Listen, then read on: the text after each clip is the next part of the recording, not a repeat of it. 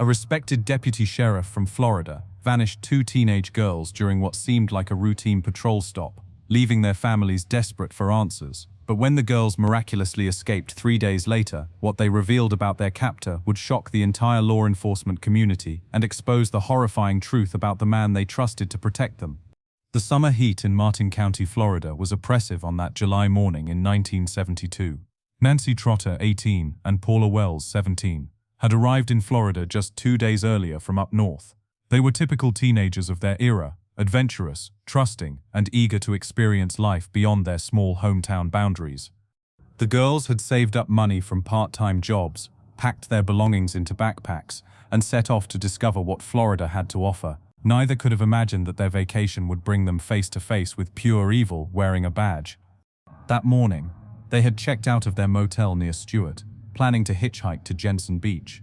Hitchhiking in 1972 was far more common and socially acceptable than it would become in later decades. Many young people relied on it as affordable transportation, and it was generally considered relatively safe, especially in smaller communities. What they did not know was that someone had been watching them, someone who understood exactly how to exploit their trust and vulnerability, someone whose very profession was supposed to protect people just like them. Gerard John Schaefer Jr. had spent years perfecting his facade. To everyone who knew him, he appeared to be the ideal law enforcement officer. He stood 6 feet tall with an athletic build, clean-cut appearance, and a demeanor that radiated authority and trustworthiness. But beneath this carefully constructed exterior lived a monster. Born in Wisconsin in 1946, Schaefer had moved to Florida during his teenage years. After high school, he had attempted to pursue a career in teaching, but both positions ended badly. His supervisors found him arrogant, difficult to work with, and inappropriately imposing his personal views on students. The rejections from teaching did not deter Schaefer. He set his sights on law enforcement, seeing it as another way to exercise authority over others. What made him particularly dangerous was his intelligence and ability to present himself as exactly what police departments wanted in new recruits. His first law enforcement job was with Wilton Manors Police Department in 1970. However, his employment lasted only 6 months after supervisors discovered his habit of pulling over female motorists for minor violations, then using their information to contact them off-duty for dates. When several women complained, Schaefer was dismissed. But Schaefer had learned to be more careful. When he applied to Martin County Sheriff's Department, he forged a letter of recommendation and successfully concealed his termination. Martin County hired him as a deputy sheriff in June 1972. Martin County gave Schaefer everything he needed to become a more effective predator. The jurisdiction included large areas of rural, undeveloped land where someone could easily dispose of evidence. The tourist population meant vulnerable people were always passing through, people who would not immediately be missed. Most importantly, his position gave him the authority to approach virtually anyone without raising suspicion. A deputy sheriff asking someone to come with him would rarely be questioned. By the time Nancy and Paula arrived in Martin County, Gerard Schaefer had been perfecting his predatory skills for years. He knew exactly what to look for. Young people new to the area, without strong local connections, who would trust a police officer without question. The morning of July 21st began innocently for Nancy and Paula. They positioned themselves along a well-traveled road near Stewart, displaying the universal thumb-out gesture for hitchhiking. They were dressed casually but modestly, carrying small backpacks with their few possessions. It was approximately 9:15 when Deputy Gerard Schaefer first spotted them. Schaefer was on routine patrol when he noticed the girls by the roadside. He later claimed he stopped because hitchhiking was illegal, though this was not true. In reality, he saw exactly what he had been looking for: 2 young, vulnerable females who were clearly not local and would have no reason to distrust a law enforcement officer. He pulled his marked patrol car to the shoulder and approached with apparent concern for their safety. Nancy and Paula felt momentary anxiety seeing the police car, but their concerns evaporated when Schaefer smiled warmly and spoke in a friendly, almost fatherly tone. "Good morning, ladies," he said, his voice carrying authority but softened with apparent concern. "I could not help but notice you trying to catch a ride. Are you girls from around here?" Nancy answered for both of them. "No, sir. We are visiting from up north. We are trying to get to Jensen Beach." Schaefer nodded knowingly. "Well, I have to tell you, hitchhiking can be pretty dangerous, especially for young ladies like yourselves. There are a lot of unsavory characters around here, who might take advantage of your situation. The irony of his warning was lost on the girls, who saw only a concerned police officer looking out for their welfare. "We did not know it was dangerous," Paula said quietly. "Tell you what, I am heading in that direction anyway. Why do not you let me give you a ride? It would be much safer than standing out here waiting for strangers." The offer seemed like a godsend. They thanked him profusely and climbed into the back seat of his patrol car, chatting excitedly about their Florida adventure as he drove. What they did not notice was that Schaefer was driving toward a more remote area of the county. When Paula finally realized they were not going toward Jensen Beach, she politely asked about it. "Officer, are we going the right way? It seems like we are heading away from the beach." Schaefer smiled in his rearview mirror. "I wanted to show you something first. There is an old Spanish fort near here that most tourists never get to see. Since you are visiting our area, I thought you might enjoy seeing a piece of local history." This explanation satisfied them completely. A historical site recommended by a local police officer sounded fascinating. As they drove deeper into rural Martin County, Schaefer continued playing the helpful local officer. He pointed out landmarks, shared stories about the area's history, and asked about their travels. The conversation helped mask that they were traveling farther from populated areas. Finally, Schaefer turned off the main road, onto what appeared to be a dirt path leading into heavily wooded area. The girls began to feel their first real stirrings of unease. "Where exactly is this fort?" Nancy asked, trying to keep her voice casual despite growing anxiety. "Just up ahead," Schaefer replied. "It is pretty well hidden, which is why most people never find it." When Schaefer finally stopped near what appeared to be an abandoned structure deep in the woods, both girls knew they were in serious trouble. The Spanish fort was nothing more than a dilapidated shed.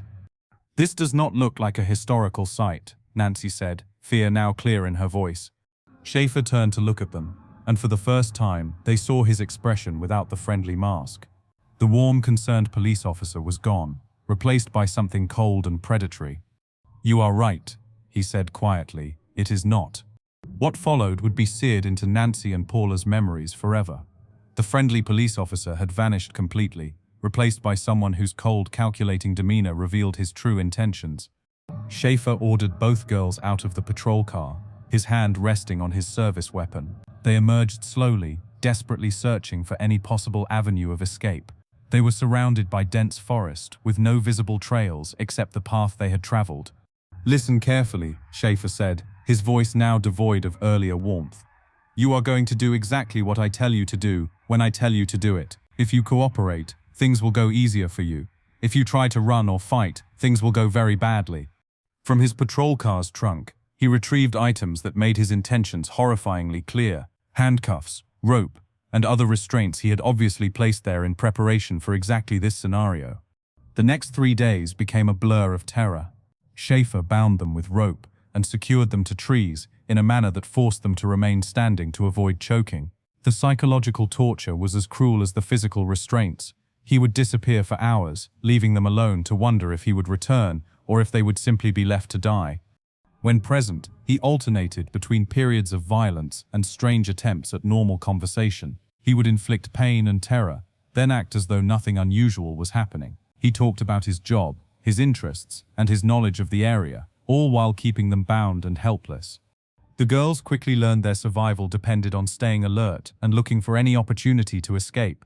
They studied Schaefer's patterns, noting when he seemed distracted or careless. They observed every detail of their prison, memorizing locations of trees, paths, and landmarks. During daylight hours, they could hear occasional sounds of boats on the nearby Indian River. However, thick vegetation made it impossible for anyone to see them, even if they screamed for help. The nights were worst. Florida wilderness came alive with amplified sounds. Mosquitoes swarmed constantly. Humidity made breathing difficult, and uncomfortable positions caused muscle cramps and joint pain. Schaefer seemed to derive pleasure from their suffering. He would check on them periodically, sometimes bringing small amounts of food or water, but always making clear their continued survival depended entirely on his whims. He described what he had done to other girls who had not been as cooperative, though they could not tell if these stories were true or designed to terrorize them further. As hours turned to days, both girls began losing hope. They were deep in an area where no one would think to look. Their families would not know they were missing for days. Even if someone came looking, Finding them seemed virtually impossible. But they refused to give up. They continued watching for any opportunity, any moment of carelessness that might give them a chance to escape. Their opportunity finally came on the third day. Schaefer had left them alone for what seemed like hours.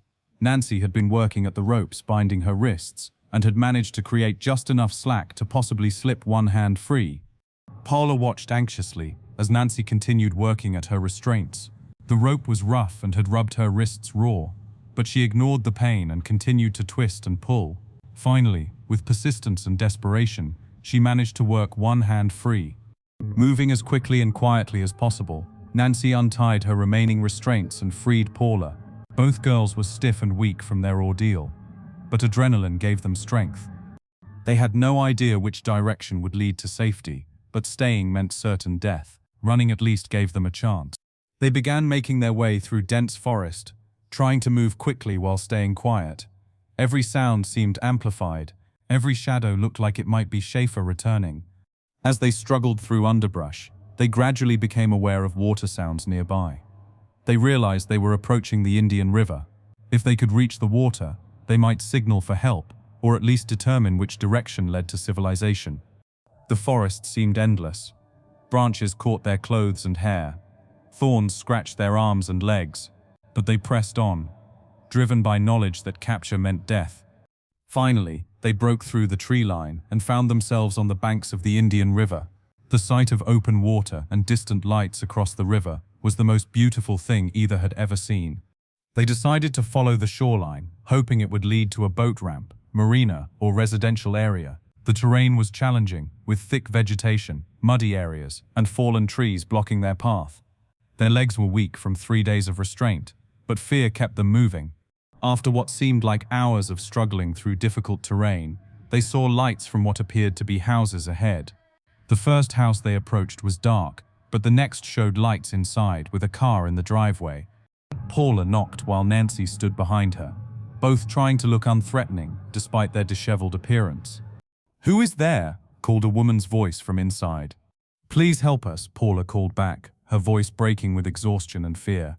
"We escaped from someone who kidnapped us. We need to call the police." The door opened to reveal a middle-aged woman who took one look at their condition and immediately ushered them inside. Between them, Nancy and Paula managed to tell their story.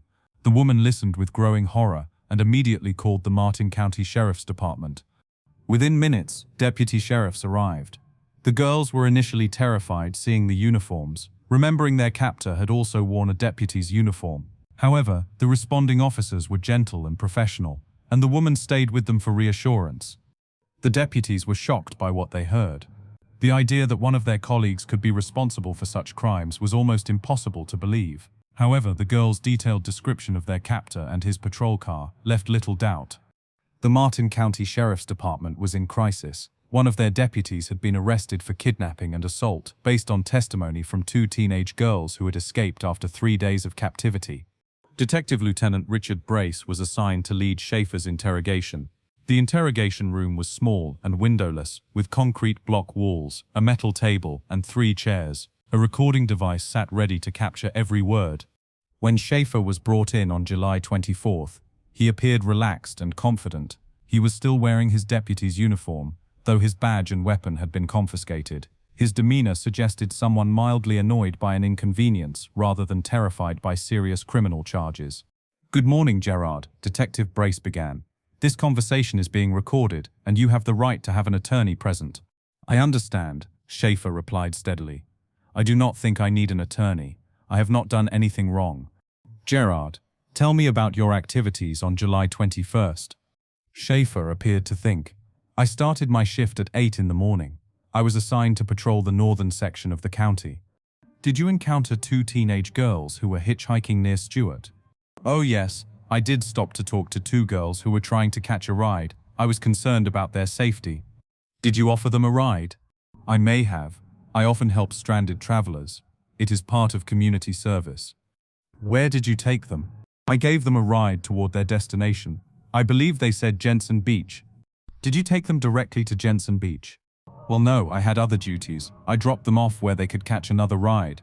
"Gerard, these girls tell a very different story. They say you took them to a remote wooded area and held them captive for 3 days. That is absolutely ridiculous, Schaefer replied, but his voice had lost some steadiness. Why would I do something like that? I am a law enforcement officer.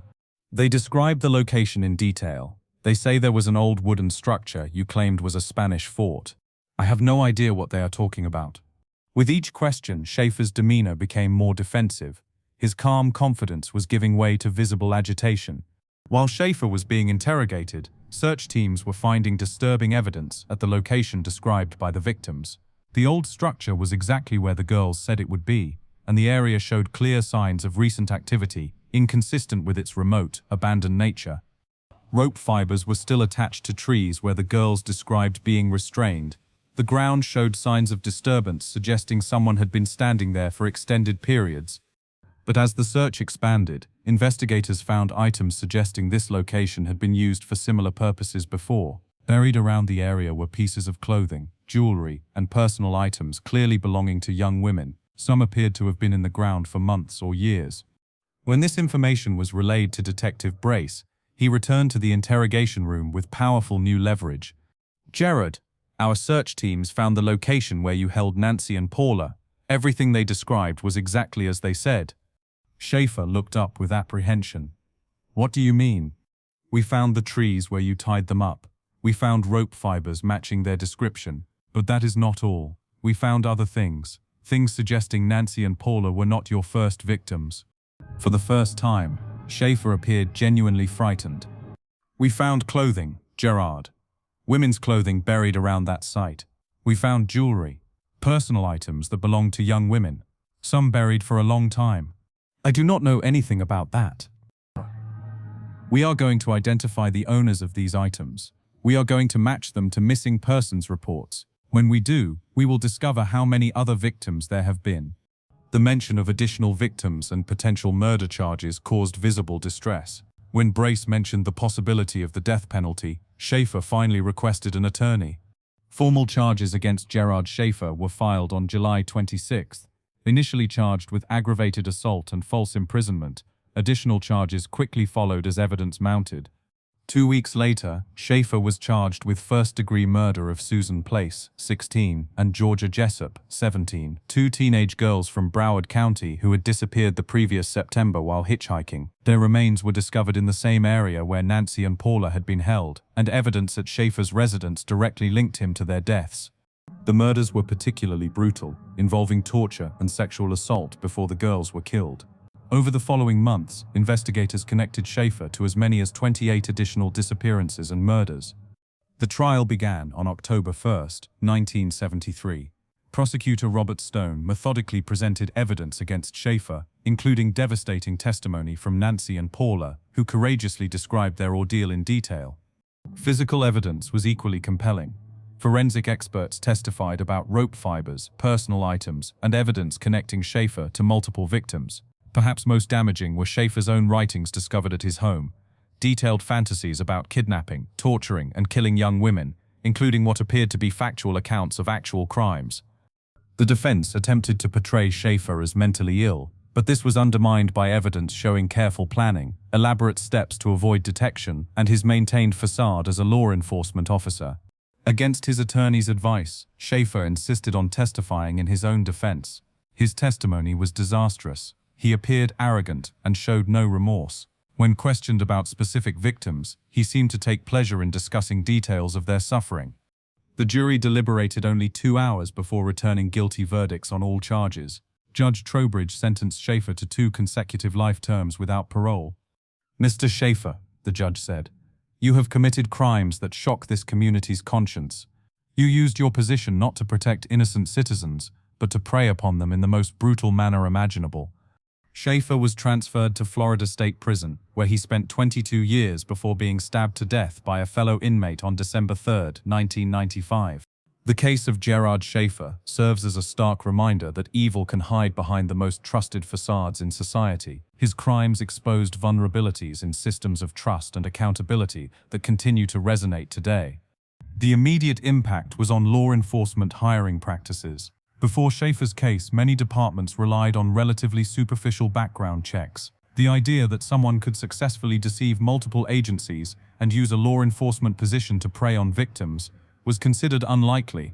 Following his conviction, agencies began implementing rigorous screening procedures, including detailed psychological evaluations, polygraph examinations, and extensive background investigations, examining not just criminal history, but behavioral patterns, indicating potential problems. The case also highlighted the importance of interagency communication. Schaefer had been fired from teaching positions and terminated from one police department before being hired by Martin County, but this information was not effectively shared between agencies.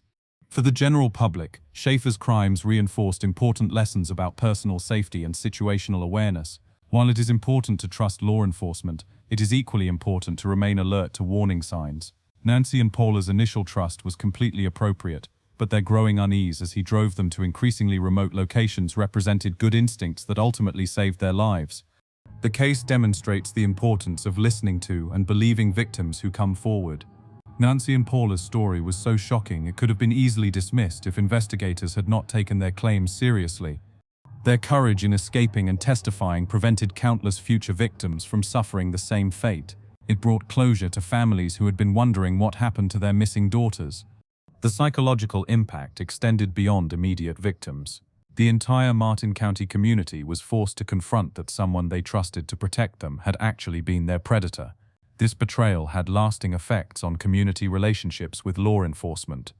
Advances in forensic science since Schaefer's time have made it more difficult for serial offenders to avoid detection. DNA analysis, improved fingerprint technology, and enhanced communication between agencies help identify and apprehend criminals more quickly. However, the fundamental lesson remains relevant. We must remain vigilant and never become complacent about the potential for evil to hide behind trusted institutions and authority figures.